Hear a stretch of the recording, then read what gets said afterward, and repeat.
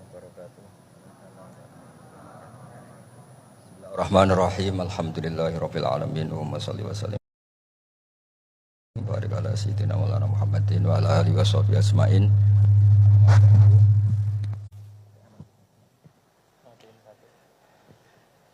Alhamdulillah niki ngaji bareng juga enggak ngerti polanya juga. Ya, yang terhormat nih wonten Bapak Rektor, wonten Mas Zainul Masdi, wonten Ketua Badan Wakaf Mas Warsono Muhammad sedanten saya hormati. Ini katanya untuk bahagia. Jadi saking pentingnya untuk bahagia itu sampai Allah itu kadang ngendikan hal yang enggak penting, tapi menjadi penting karena untuk bahagia. Jadi kalau Allah tanya Nabi Musa ketika ketemu dipanggil itu, wa ma tilka biyaminika ya Musa, yang kamu bawa itu apa? Padahal ketika dipanggil itu kagetnya bukan main. Misalnya pegawai UI dipanggil rektor itu kagetnya bukan main. Bawaannya rektor itu mesti nyalahkan. Mesti pikirannya orang itu mesti ketua badan wakaf ya sama. Mesti mau negur atau apalah. Nah, bawaan orang dipanggil atasan itu grogi, maka Allah ngendikan yang rileks. Kamu bawa apa? Gitu. Yang kamu pegang tangan kanan kamu itu apa? Masa Allah tanya sekedar gitu kan karuan. Wong kita manusia aja tahu yang dibawa Musa itu apa tong? Kok Allah malah tanya? Banyak analis, banyak mufassir, banyak ahli hakikat yang berpendapat Allah itu menghilangkan groginya Nabi Musa. Sehingga tanya yang ringan-ringan. Jadi saya mohon ini pimpinan di sini juga kalau tanya anak buah yang ringan-ringan. Wes sarapan. Jadi kalau sosokan disiplin itu bukan sunnatullah, saya jamin itu. Apalagi tanya saya, kenapa Gus terlambat? Mulai saya pulang gitu. Tuhan yang Tuhan saja sebaik itu kok rektor sama badan wakaf kok sekeras itu gitu. Jadi ini bukan gojlok supaya jadi orang yang dekat Allah gitu. Jadi ditanya, wa ma tilka biyaminika ya Musa. Kamu bawa apa ke sini? Yang di tangan kanan kamu itu apa? Nabi Musa jawabnya ya lucu ya sederhana. Ini tongkat Gusti. Tak pakai menggembala kambing, tak pakai ini itu. Bisa masih bilang dan lain-lain. Kayak laporan keuangan tuh, kalau susah nerangkan itu dan lain. Terakhir ditutup waliya fiha ma'aribu ukhra, dan masih ada lagi yang lain di depan Allah. Kamu lapor audit di badan wakaf, diterima enggak laporan lain tadi? Ini teman saya lama ini. Saya di UI itu sudah lama, cuma inginnya dikenal Allah, tapi sekarang malah dikenal rektor. Aduh repot agak. Saya dulu dari anak Profesor Zaini itu mulai 2000, tahun 2000. Dekat sekali dengan saya. Sering ke rumah saya, ke kontrakan saya, karena diskusi tafsir. Dan saya ikhlas sekali, tidak ingin dikenal rektor, badan wakaf siapapun. Karena keluarga saya itu, bapak saya itu wali. Jadi kalau wali itu kepinginnya dikenal Allah. Tahu-tahu diturunkan derajatnya, disuruh kenal rektor, kenal badan wakaf. Jadi ini ada pemakhlukan. Ya ada pemakhlukan. Turun dulu baru naik. Ya. Jadi saya artinya gini, saya di sini itu sohibul bait. Jadi tadi Mas Masdi itu keliru kalau nanti saya ngisi. Saya ini sohibul bait, nanti yang ngisi ini. Maksudnya seperti itu maksudnya. Jadi, karena tuan rumahnya saya Pak Warsono. Nah, ini tamu ya. Tapi ternyata pemakhlukan itu penting. Di dalam ilmu tafsir diantaranya itu dikenal namanya tanazzulatul maulah. Allah itu menurunkan martabatnya. Allah sebagai Tuhan tentu tidak pernah menghutang kita, tidak pernah merasa dikasih karena semuanya itu milik Allah.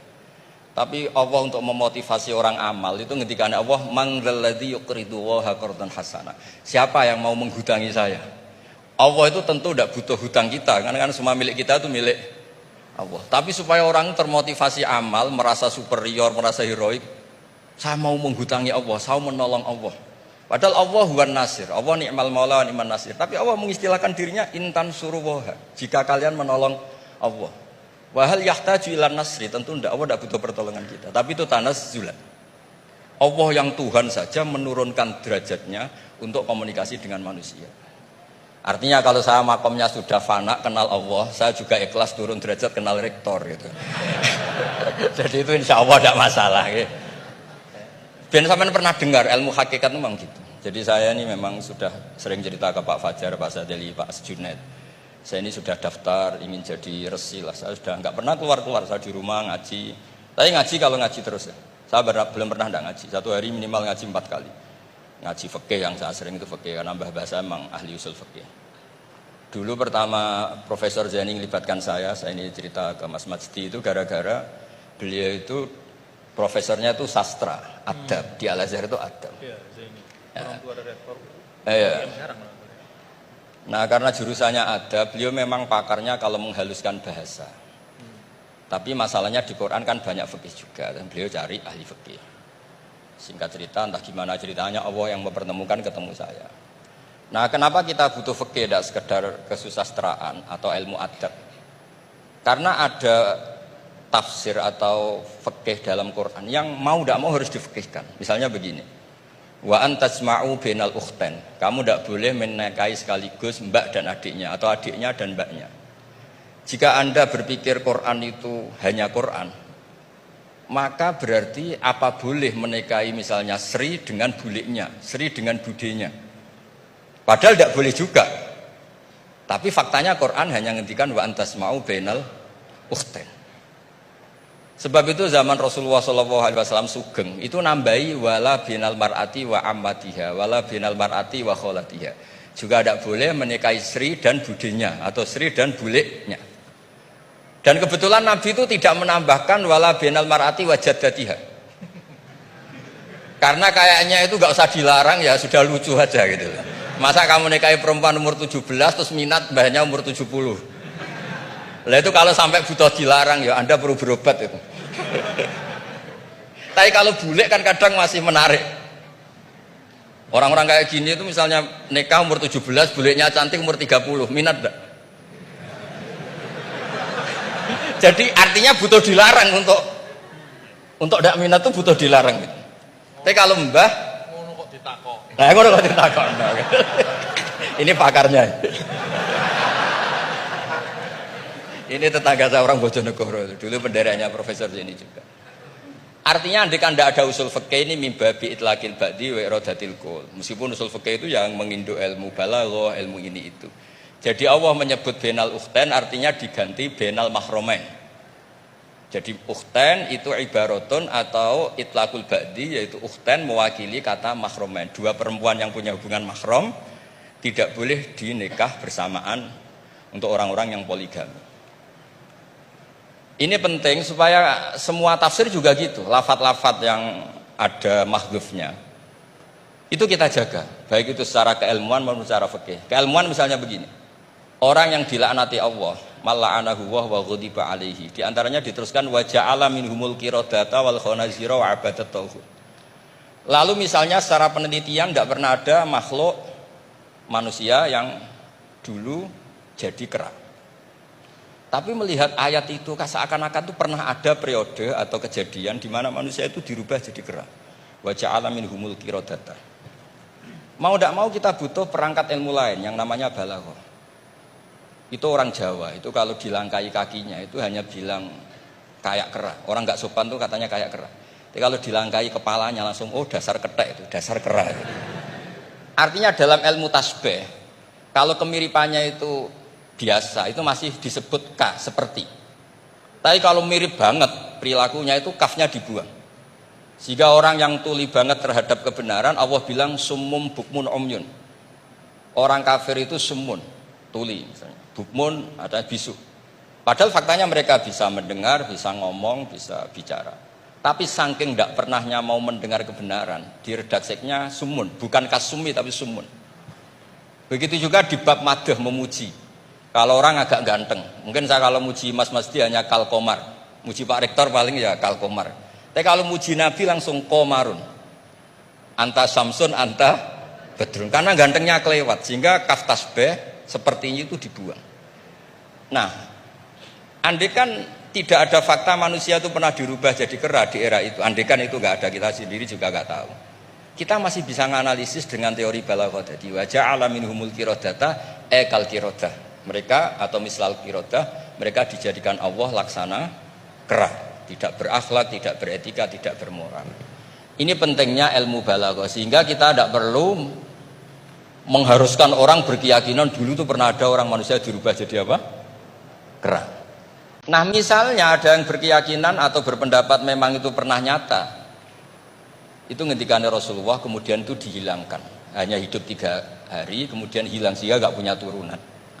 Jadi pilihan-pilihan dalam tafsir itu satu tentu riwayat, dua itu analisis balaghah.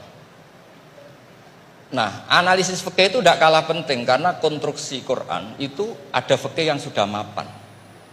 Seorang lagi ada fikih yang sudah mapan. Ketika Nabi Lut itu menyesali kaumnya itu lesbi dan gay, kelainan seksual.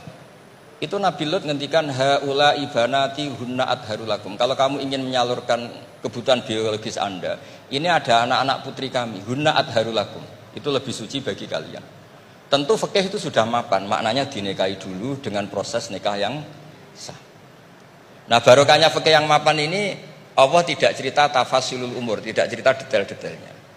Sehingga salah sekali kalau kita sering bilang kita hanya kembali ke Quran. Itu tidak bisa karena Quran juga tidak berdiri sendiri dengan makna yang sebenarnya karena turun itu ada asbabun nuzul.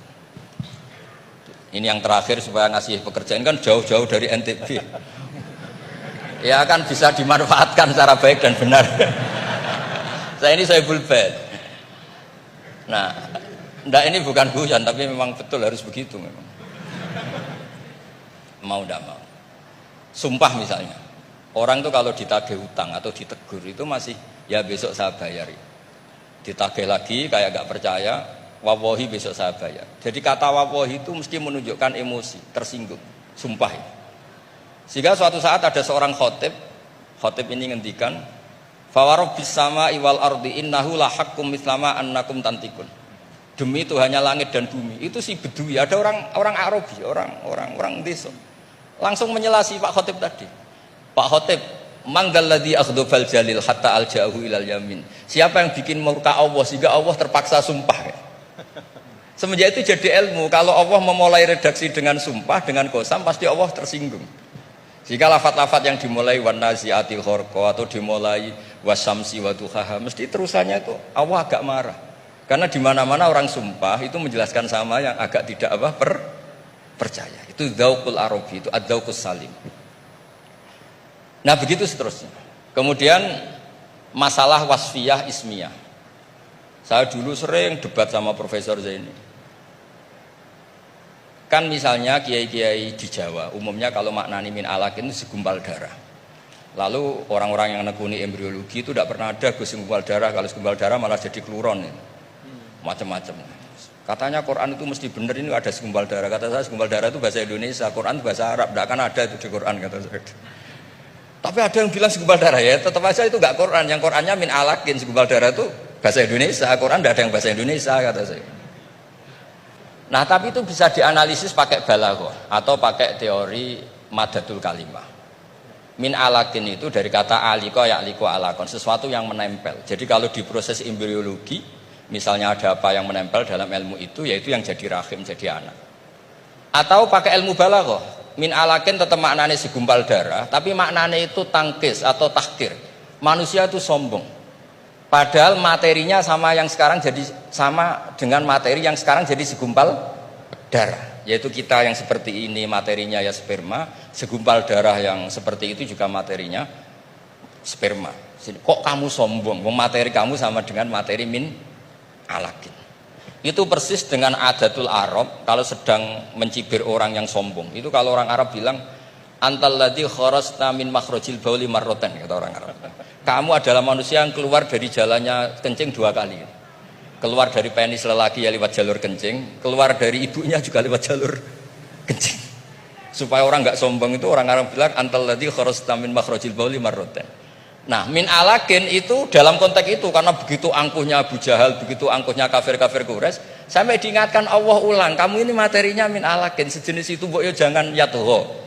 Buktinya terusannya ayat kalla innal insana layatho, manusia itu sungguh angkuh.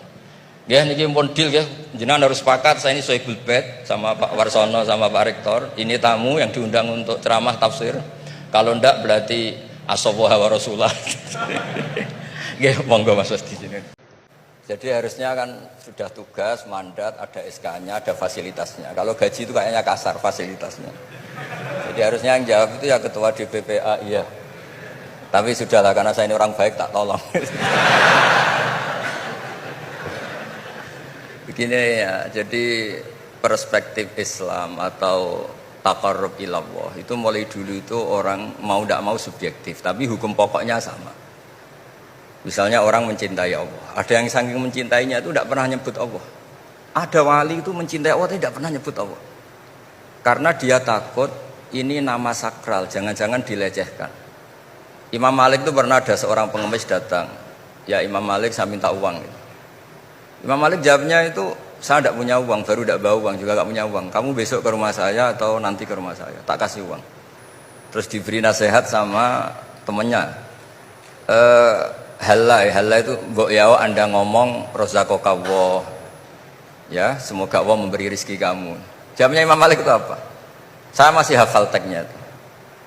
Fa'ana ujillu ismallahi ta'ala an askuro indaman yakrohu sama'ahu, ada yang baca sima'ahu walau dimna jumlatin.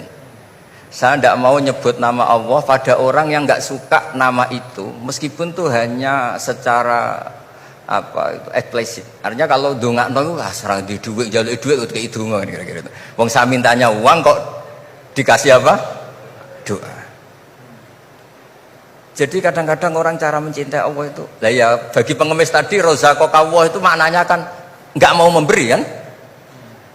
Doa tadi kan disimpulkan nggak mau memberi. Sama seperti kita di Jawa ada keponakan misalnya mau mondok pamit padenya, kata padenya, ya wes le tak sangoni selamat, ya sudah tak sangoni selamat. Selamat ndonga tok gak modal agak tunggale. Berdoa saja tanpa modal. Nah, Sayyidina Umar radhiyallahu anhu itu diantaranya orang yang meriwayatkan hadis Innallaha ta'ala kallafani an asrifa anhu du'a. Allah memaksa saya, menugaskan saya supaya tidak semuanya itu dikonsultasikan kepada Allah Subhanahu wa taala. Sehingga banyak kiai kalau ada orang potongan rai mustajab, wajahnya itu tidak meyakinkan mustajab doanya. Iya saya ini miskin, utang saya banyak. Nggak akan dijazahi disuruh doa atau duha atau baca waqiah. Karena sekali itu dipraktekkan dan kita tahu potongan gak mandi, itu nanti nyalahkan institusi doa. Jute saya duha juga tetap miskin, saya doa juga tetap miskin. Daripada Allah disalahin, mendingan pon sing kerja tenanan. Sayyidina Umar ketika ada orang minta uang dan minta doa, kamu harus kerja yang serius. Fa innas sama ala tumtiru daban, langit tidak akan menghujankan apa? Emas. Jadi di mana-mana mencintai itu ekspresinya macam-macam. Ada ulama yang saking senengnya umatnya Nabi seneng silaturahim. Ada ulama yang saking senengnya umat Nabi gak suka silaturahim dengan arti berkunjung, karena itu dianggap mengganggu. Teman kita punya anak, punya istri, kadang pas harmonis kita datang terganggu. Wong saya pernah dolan di orang, pas tukaran sama istrinya, itu berhenti dulu ada Gus Pak, nanti teruskan. Ternyata orang tengkar itu diganggu juga gak suka. Jadi tiket, cek, ono Gus Pak, kok terus no. Jadi ternyata orang bertengkar itu gak mau diganggu. Setelah itu tak tanya, tadi diteruskan tengkar aja, materinya lupa Gus. Materi untuk nyerang istrinya lupa. Nah begitu juga zaman Rasulullah SAW. Banyak sahabat yang saking senengnya Nabi sering sowan istifadah. Ada yang saking senengnya Nabi nggak sowan, takut ganggu. Nabi punya keluarga, punya anak, punya istri. Ada yang saking senengnya Nabi, kalau ketemu Nabi itu melihat wajahnya sampai dia tahu detail wajah Nabi kayak apa, rambutnya kayak apa. Ada juga yang sama sekali ditanya, sifli wajah Rasulullah, tolong ceritakan ke saya wajah Nabi itu kayak apa. Saya tidak pernah melihat wajahnya Nabi. Loh, Anda ini sahabat masa tidak melihat wajahnya Nabi? Ijlalan rasa kalau ketemu beliau itu hormat sekali sampai gak berani menatap mukanya. Sama-sama seneng tapi ekspresinya beda. Saya kalau ngaji usul fikih di pondok saya sering cerita, fal yukrim dhaifahu fal yukrim jarahu, itu Islam hanya memerintahkan ikram, memuliakan. Tapi prakteknya beda-beda. Di kampung kamu ketemu tetangga tidak tanya itu sombong. Tapi kalau di kota ketemu tetangga tanya namanya kepo. Dianggap ganggu privasi. Sama-sama maknanya ikram. Ibnu Abbas itu kalau sholat cepatnya bukan main. Katanya seneng Allah, munajat lah, kok seneng cepat, berarti gak begitu seneng. Tapi Ibnu Abbas kebalik cara tanya, kenapa kamu kalau sholat cepat? Setan nata-nata mau goda saya, ternyata saya selesai, jadi kecelik dia. itu juga ilmu.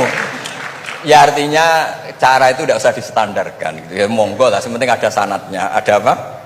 Ada sanatnya. Ya saya seperti datang ke sini itu mungkin bagi Anda bagus. Wah Gus Pak persorawo alhamdulillah. Jari santriku, waduh gak ngaji meneh diganggu wong UII. Jadi Anda statusnya bagi saya pengganggu. Nah, itu juga yang terjadi di tafsir. Wasab'atin idza raja'tum.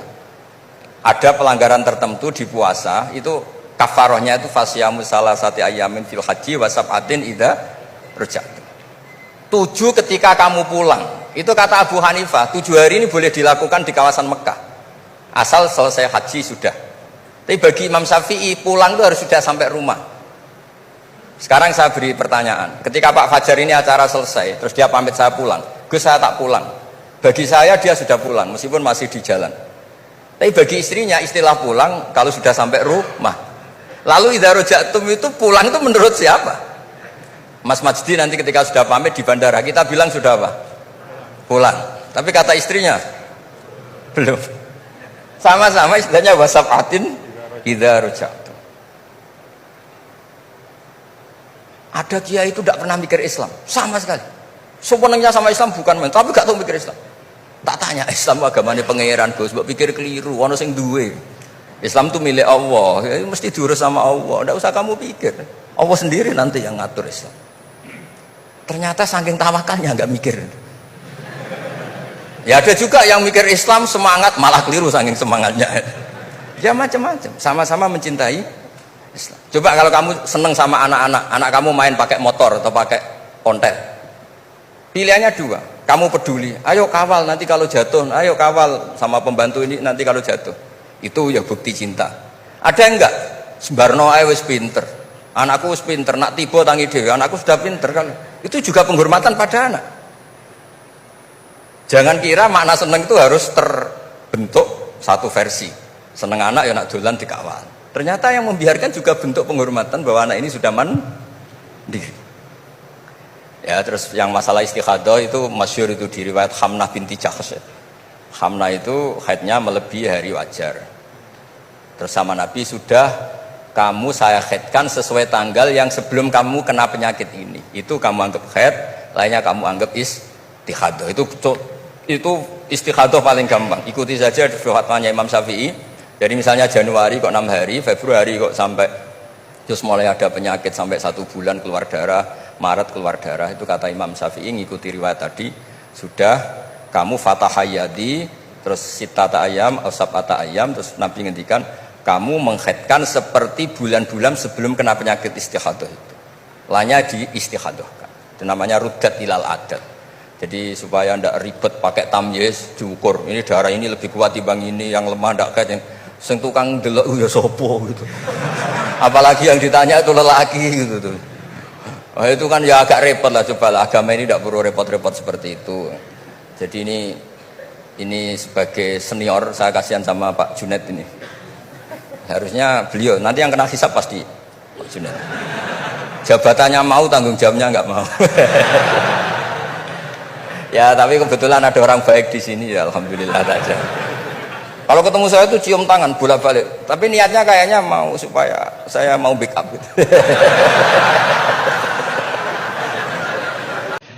Jadi begini, saya ulang lagi konstruksi ya, konstruksi ayat fadallahuma bihurur. Kenapa mangkola la ilaha dakhalal jannah? Itu unik. Kalau kita baca hadis, ada orang itu pendosa, salahnya sudah minta ampun. Sama Allah dipanggil. Ini hadis musnad, riwayat Musnad Ahmad dan banyak riwayat yang lain. Dipanggil, fulan kamu ke sini. Kamu lihat itu apa? Bok Gusti. Berapa? 99. Per bok itu maddul basor. Sepanjang mata melihat itu isinya dokumen kesalahan dia.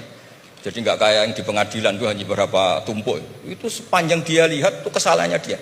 Sepanjang dia melihat. Sudah gitu jumlahnya 99. Ya dia putus asa, dia akan masuk surga. Kemudian sama Allah, sudah kamu tenang saja. Diambilkan bok kecil, kecil sekali, paling sak bok jam tangan ya. Dah, innaka lan tuzlamal yaum, kamu tidak akan terdolimi. Kenapa Gusti? Ini kamu punya kebaikan ini kecil sekali. Ya apa efeknya Gusti? Kan nggak ngefek kesalahan seperti itu. Kemudian bandingannya hanya kebaikan sekecil itu. Dah kamu tenang aja.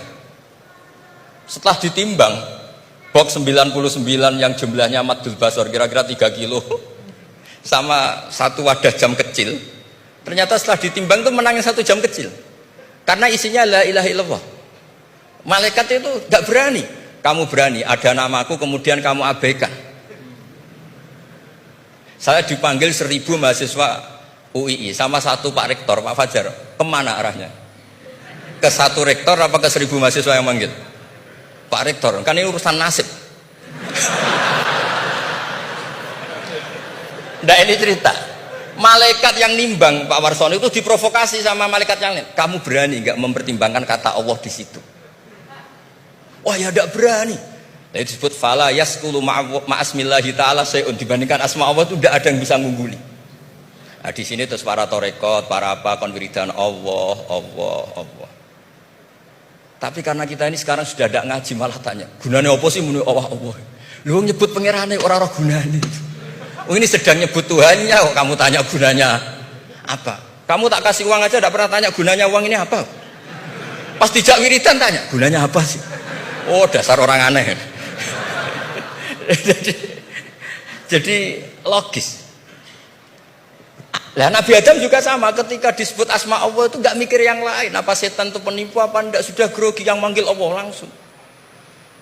Nah makanya saya mohon, kenapa kita memahami mangkana akhiru kalamihi Allah la ilaha illallah dakhalal jannah, karena dengan itu malaikat nggak berani macam-macam. Jadi nanti kalau Anda ketemu malaikat tukang hisab, ayo silakan abaikan nama Allah. Kalau kamu berani berarti tidak malaikatnya Allah. Masa namanya Allah gak dipertimbangkan? Ya tadi misalnya dosen-dosen UI ada undangan seminar menjanjikan, enggak seminar menjanjikan tapi yang manggil rektor, milih mana? Kira-kira saja milih rektor kan? Karena ini nasib berkelanjutan kan kalau seminar kan. Apalagi ini asmane Allah. Nah, makanya Nabi ngendikan fato satisi jilat wasakula ismuwah. Kemudian bab kesalahan tadi jomplang kalah, kemudian yang menang hanya asmanya Allah Subhanahu wa ta'ala. Makanya terus disebut, sudah Nabi ketika tanya amal apa paling baik ya Rasulullah, gini dzikrullah fisirri wal alan, gini-gini, dan kamu mati dan kamu hidup walisanu katordun, kamu harus selalu ingat Allah ta'ala. Lah dene saya sekarang itu sudah biasa ingat Allah terus disuruh ingat rektor, ya muga-muga itu tugas dari Allah juga. Saya tidak tahu apa benar apa tidak tahu. Tapi yang jelas saya tidak jenis orang yang apa ya, terus nganggep apa dunia penting betul. Tapi ya penting lah, gue sanggup mati. Tapi yang jelas supaya sampean ngerti madhab saya, karena ini ngaji dan saya punya niat baik, maka saya ungkapkan cara berpikir saya. Jadi sama tidak usah kaget, mungkin namanya kan mengabaikan kesalahan, cara berpikir nggak gitu. Kita punya riwayat sahihah bahwa ketika malaikat mengabaikan semua kesalahan ini karena nggak berani memperbandingkan asmane Allah dengan yang lain. Makanya disebut di akhir hadis fala yaskulu ma'asmillahi ta'ala sayun. Ketika sudah nyebut Allah harus dianggap selesai. Nggak boleh habis nyebut Allah mau mati kredit, nggak boleh. BPKB di bank ini nggak boleh. Nanti akhir hayatnya bilang BPKB, bukan Allah. Nggak harus kata Allah itu mengunci. Disebut akhiru kalami. Lah kalau sampean tanya, kenapa itu menjadi penting? Karena tadi malaikat tidak akan memperbandingkan Allah dengan yang lainnya. Makanya ketika ulama-ulama sufi, kalau kamu habis salah istighfar, nanti di sohifah kamu akan ditulis habis salah. Terus di belakang ditulis. Tapi setelah itu dia bilang astagfirullahaladzim. Nanti malaikat tinggal aja kamu teror. Kamu mempertimbangkan Allah apa yang itu? Ini tak ajarin. Kalau tepak ya kamu didengar, kalau tidak malah digebuki. Tidak tahu saya. Tapi itu ijazah resmi ini hari ini. Hadisnya akurat. Ijazah. Nggih ngoten mawon kok nak kesuwen kepinteran nyanyi kula. Assalamualaikum warahmatullahi wabarakatuh.